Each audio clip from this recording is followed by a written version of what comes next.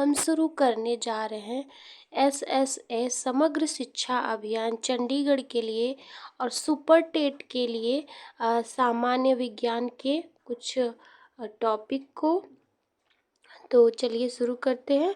और वीडियो के डिस्क्रिप्शन में मेरे व्हाट्सएप ग्रुप का लिंक है, अगर आप इच्छुक हैं तो आप ज्वाइन कर सकते हैं। तो चलिए शुरू करते हैं।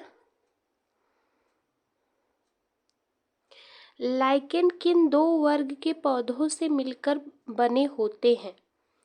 तो लाइकेन जो है कवक और शैवाल दोनों से मिलकर बने होते हैं।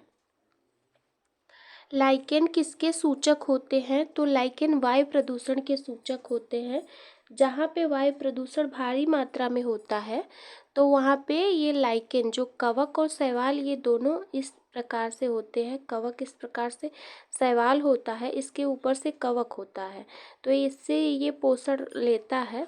ये सहजीवी कहे जाते हैं, सहजीवी विभाग में मतलब आते हैं।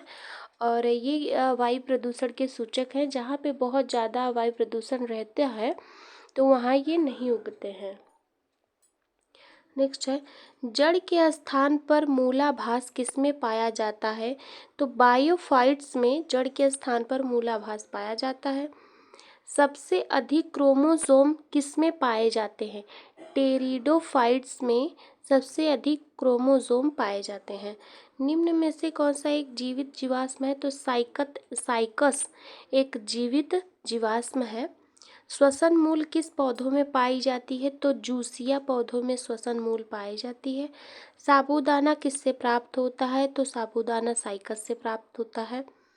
एक जड़ नहीं है, आलू जड़ नहीं है, आलू बल्कि तना है। देखिए जड़ और तने की ये जड़ की पहचान ये होती है कि जड़ सीधा इस प्रकार से अंदर तीखी इसकी जो है वो रहेगा, इस प्रकार से ये घुसा रहेगा, नीचे जाते जाते ये पतला होता जाएगा और ये इस प्रकार से रहेगा। जैसे मूली, गाजर, ये सब शलजम है, ये सब एकदम सीधा नुकीला रहता है, ये जड़ की खासियत है। और जो जड़ नहीं है, जो तना है, जैसे मान लो कि ये अदरक, ये आलू हो गया, ये अदरक हो गया, अजीब अजीब उसमें गांठें बनी रहती हैं, हल्दी हो गई, इन सब की जड़ें एकदम सीधी इस प्रकार से नहीं जाती। तो आलू इस प्रकार से होता है, तो ये तना है। स्तंभ मूल होती है, अपस्थानिक जड़ें स्तंभ मूल होती हैं। अपस्थानिक जड़ों का मतलब ये है, एक सेकंड में इरेज करके बताती हूँ।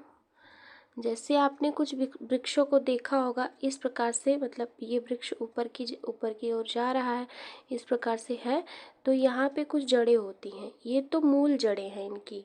कुछ अपस्थानिक जड़ें होती हैं जो कि स्तंभ का काम करती हैं, स्तंभ मूल की होती हैं। तो जैसे आपने बरगद में देखा होगा इस प्रकार से ऐसे ऐसे ऐसे लटका रहता है और ये धीरे धीरे जाते जाते जाते जाते जड़ पकड़ लेता है और फिर ये एक स्तंभ का काम करता है। तो इन्हीं जड़ों को अपस्थानिक जड़ें कहते हैं। जड़ें किस भाग से विकसित होती हैं? तो मूलांकुर से जड़ें विकसित होती हैं। जैसे मान लीजिए कोई बीज है तो यहाँ पे एक छोटा सा छेद होता है जिससे जो भी मिट्टी में नमी होती है वो बीज के अंदर जाती है और बीज को फुला देती है। तो एक इसका भाग ऊपर की तरफ चला जाता है, एक इसका भाग जड़ की तरफ चला जाता है। तो जड़ें यहाँ मूल अंकुर जो है यहीं से तना भी और जड़ें दोनों विकसित होती हैं। गाजर एक प्रकार से क्या है? तो गाजर एक जड़ है, मैंने आपको ऊपर ड्रॉ करके बताया था कि इस प्रकार जो ऐसे सीधे जाती हैं अंदर तक, ये जो है इस प्रकार की जो होती हैं वो जड़ होती हैं। हल्दी के पौधे का खाने योग्य हिस्सा कौन सा होता है? तो प्रकंद होता है हल्दी के खाने योग्य हिस्सा।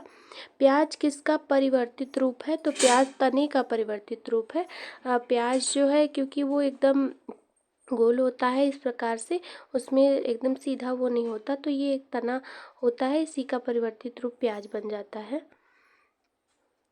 घरों में विद्युत की पूर्ति 220 वोल्ट पर की जाती है। 220 वोल्ट प्रदर्शित करता है औसत वोल्टेज का। परमाणु के नाभिक में होते हैं प्रोटॉन व न्यूट्रॉन दोनों होते हैं। एम्पियर किसका मात्रक है? विद्युत धारा का मात्रक है। शरीर रचना किस वर्गीकरण में लॉबस्टर संबंधित होता है? तो क्रस्टेशियंस। कौन से पौधों में नाइट्रोजन स्थायीकरण की क्षमता होती है?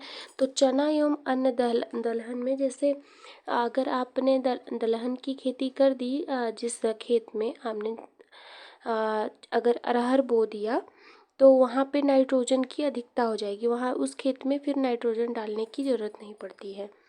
विद्युत परिपथ में फ्यूज का क्या कार्य होता है? विद्युत परिपथ की रक्षा करता है। पराश्रव्य तरंगे मनुष्य के द्वारा नहीं सुनी जा सकती हैं। भू स्थिर उपग्रह का आवर्तकाल कितना होता है? 24 घंटे। पराश्रव्य तरंगों की आवृत्ति कितनी होती है? 20,000 हर्ट्ज से अधिक। आवृत्ति की इकाई क्या होती है? हर्ट्ज होती है। 1 किलो चीनी का भार समुद्र तल पर सर्वाधिक होगा। चिकित्सा शास्त्र का जनक किसे कहा जाता है? हिप्पोक्रेटस को। ल्यूमेन किसका मात्रक है? ज्योति फ्लक्स का। हाइड्रोजन गैस से भरा गुब्बारा पृथ्वी से चंद्रमा पर ले जाता है तो गुब्बारा चंद्रमा पर फट जाएगा। एक लिफ्ट एक समान वेग से ऊपर जा रही हो तो उसमें स्थित व्यक्ति का भार अपरिवर्तित रहेगा। लालटेन की बत्ती में मिट्टी का तेल बराबर ऊपर चढ़ता रहता है, ये पृष्ठ तनाव के कारण होता है। पृष्ठ तनाव के कारण तेल जो है ऊपर जाता रहता है। बैरोमीटर में पारे का तल एकाएक गिरना प्रदर्शित करता है कि तूफान आने वाला है। बैरोमीटर होता है, एक सूचक होता है, उस पे इस प्रकार से बने होते हैं।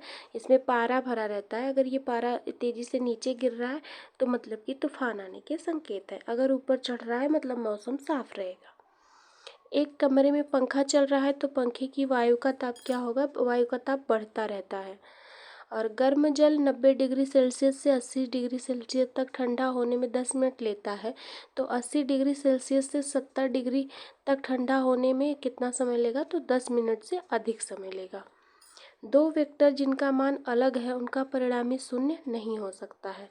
जो दो वेक्टर हैं उनके मान अलग अलग हैं तो उनका परिणामी शून्य नहीं होगा।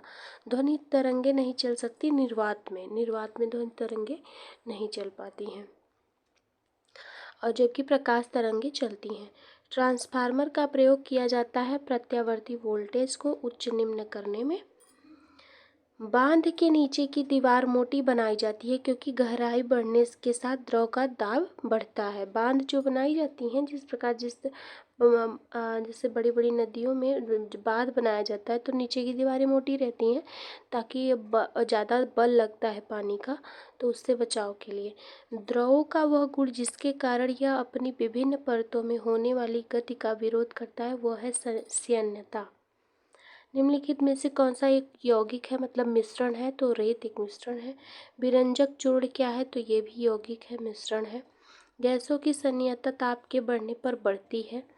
ठंडे देशों में झीलों के जम जाने के पश्चात भी जलीय जंतु जिंदा रहते हैं क्योंकि बर्फ के नीचे जल 4 डिग्री सेल्सियस पर होता है। यदि पृथ्वी पर वायुमंडल न होता तो दिन की अवधि अधिक होती। यदि पृथ्वी पर वायुमंडल न होता तो दिन हमारा बड़ा होता। विद्युत मोटर निम्न सिद्धांत के अनुसार कार्य करती है। फैराडे के नियम पर विद्युत मोटर कार्य करती है। निम्न में से कौन सा बम जीवन को नष्ट कर देता है लेकिन भवनों को कोई क्षति नहीं पहुंचाता? तो न्यूट्रॉन बम है। परमाणु बम में निम्नलिखित सिद्धांत पर कार्य करता है, तो नाभिकीय विखंडन पर परमाणु बम कार्य करता है। प्रकाश विद्युत सेल प्रकाश को विद्युत में बदलता है। घरों में पंखे बल्ब आदि किस क्रम में लगे होते हैं? तो समानांतर क्रम में लगे होते हैं। एक्स किरणों की खोज किसने की थी? तो रोजर्स ने एक्स किरणों की खोज की थी।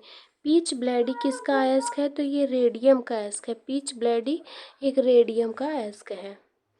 तो धन्यवाद, आज की क्लास यहीं समाप्त होती है, मिलते हैं कल। Thank you.